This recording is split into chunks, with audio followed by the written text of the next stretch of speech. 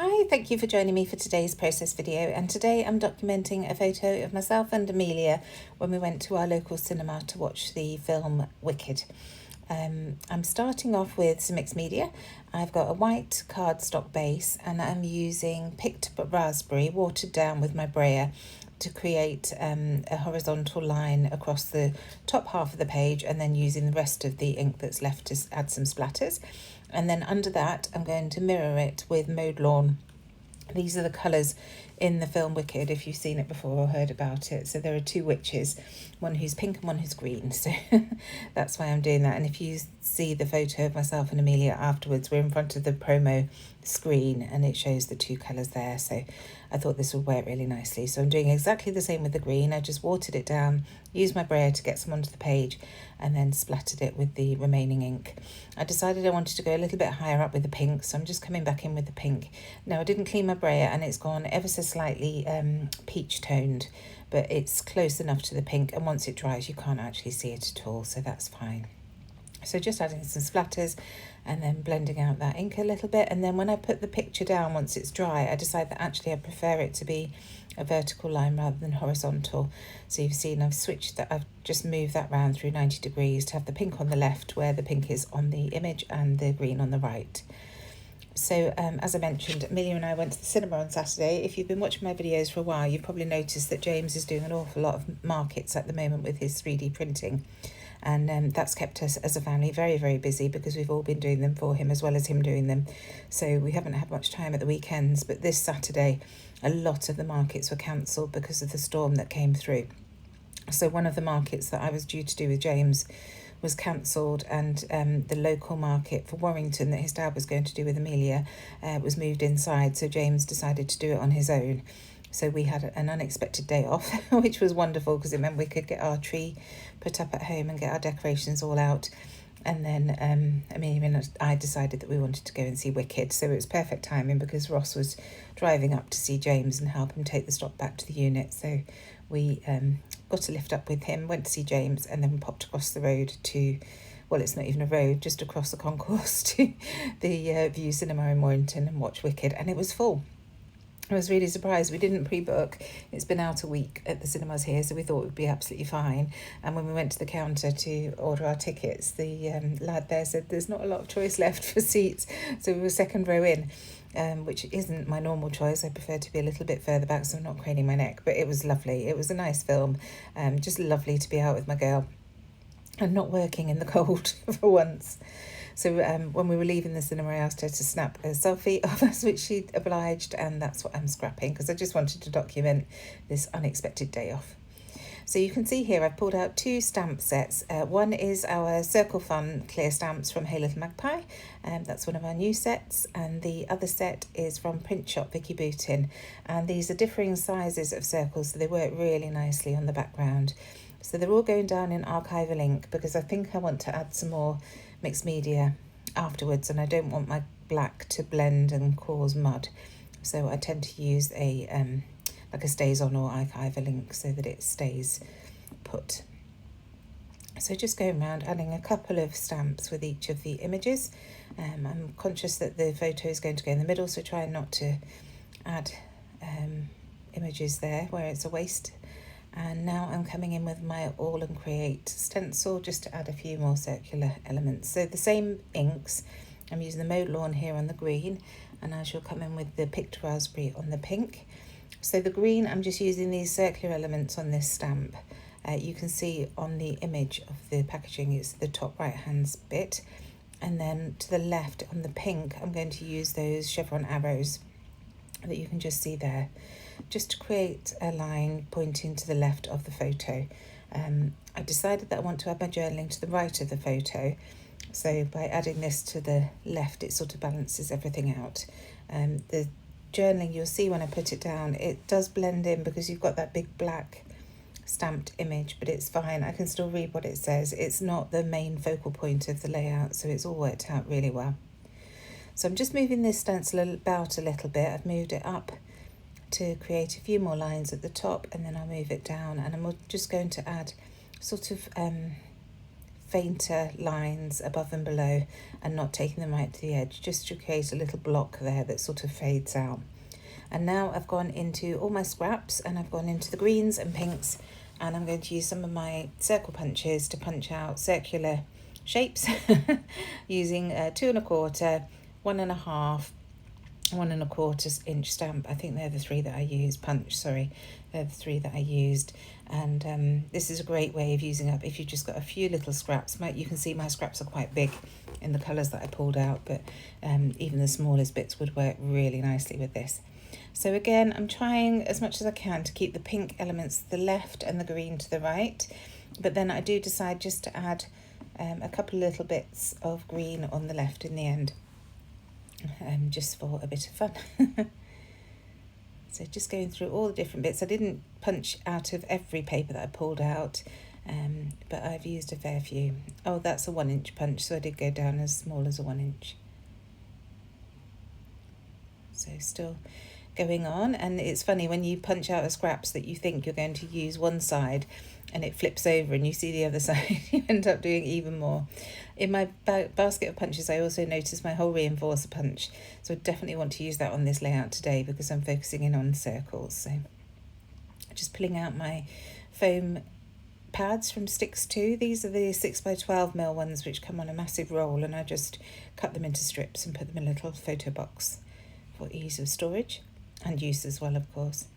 And then at the beginning you'll see I'm using my fingernails to rough these circles up, but that gets old very quickly, so I do reach for my Tim Holtz edge distresser and use that to distress all the edges of the remaining circles.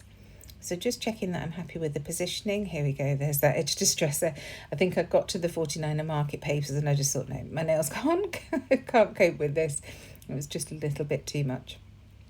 So again, those foam pads, they're great this size because you can just add a couple to the back and it holds the circle nicely. So some of them are going down flat on the page and some of them are raised up on foam. And I'm just moving that one over a little bit. I wanted it to touch the other circle. I didn't want it to be free flowing. So just going through all these circles, as I mentioned, and getting them stuck down. So I'd love to know, have you seen Wicked? What did you think? I've never been to the theatre production, so I wasn't exactly sure what to expect. I heard of Wicked years ago, probably when it first came out, because one of the girls that I worked with was doing like an Amdram rendition of it, and she was just talking about it incessantly. So I knew a little bit about it, but not too much. I knew it was around the story of the Wizard of Oz, but that was about it. So it was interesting to go and see. I think possibly it had been hyped up a little bit too much for me because I did really, really enjoy it, but it wasn't amazing like so many people had said, the best film. But yeah, it was great fun, and like I say, it was just fun to be out with Amelia and get lost for a couple of hours in the cinema.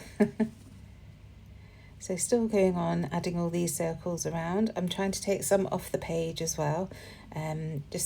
You can see I did that with the stamping, and that just makes your eye go right from the very top of the page to the bottom and feel as if it's continuing on. So I think this is one of the pieces that I do. Yes, and then I lift the page up to cut this off, forgetting that half the stuff on there isn't yet stuck down. So I'll just cut that off, and then I'll add that little piece to the top. I don't like to waste things, and it works really nicely, so why not? So that's the first piece that's moving over slightly onto the pink side of the page.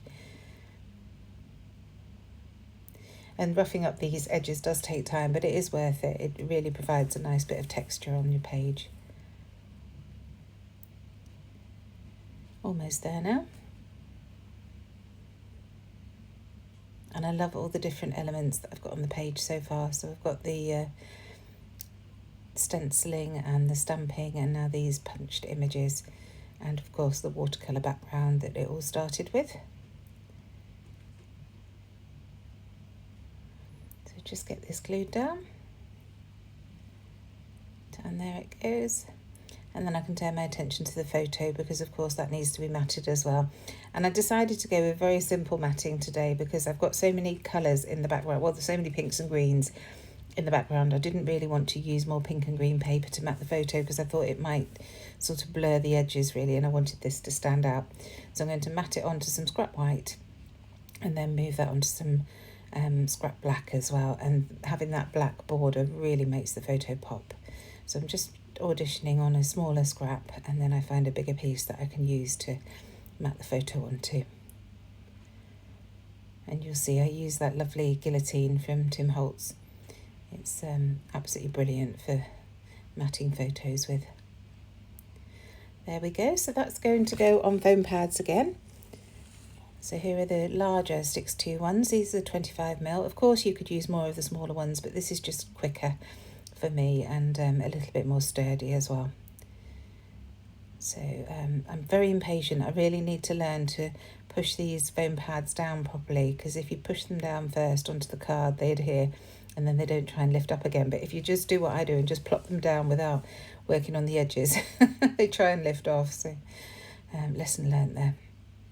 So just using my T-square ruler to check that it's all straight, and then here comes the journaling. So as you can see, it goes over that black stamped image, but I'm absolutely fine with that because I can still read what it says, and this is for me. So now going in with that whole reinforcer punch and just punching out 5 circles, which I'm going to add around the page, and I just bend these in half and then just stick one half of the circle down and leave the other half free flowing, if you will. Again, it's just providing a little bit of movement on the page there, and that black really makes the other colours around it pop, especially with the black inking that I've got on the background. So I was just sticking that one down and realised that this dark green circle wasn't actually in place. Quickly remedy that, so just using my fingernail again to rough up the edges and then get that stuck down. Just checking now that everything is stuck down, because that shocked me that I'd missed that piece. So now just going through my little drawers on my desk, and I've got this lovely faux leather smiley face, which I thought would work nicely there, and then the little epoxy dot, which is half green, half wood, and then this other green smiley face that I just add to that circle at the top there. So I'm going to add a tab that's been punched from my Eco Success tab punch, and I'm just adding foam to the left hand side because it's sitting on top of that pink circle, which is also on foam, so it just made sense to raise up the left hand side as well. So I wanted to add a little bit of embellishing on the left hand side of the photo, so I've got a couple of ribbon loops, a green one and a black gingham, and then I'm also going to go into my 49er market tickets and grab a couple of those in the same colours, the pink and green. So just adding those ribbon loops first of all.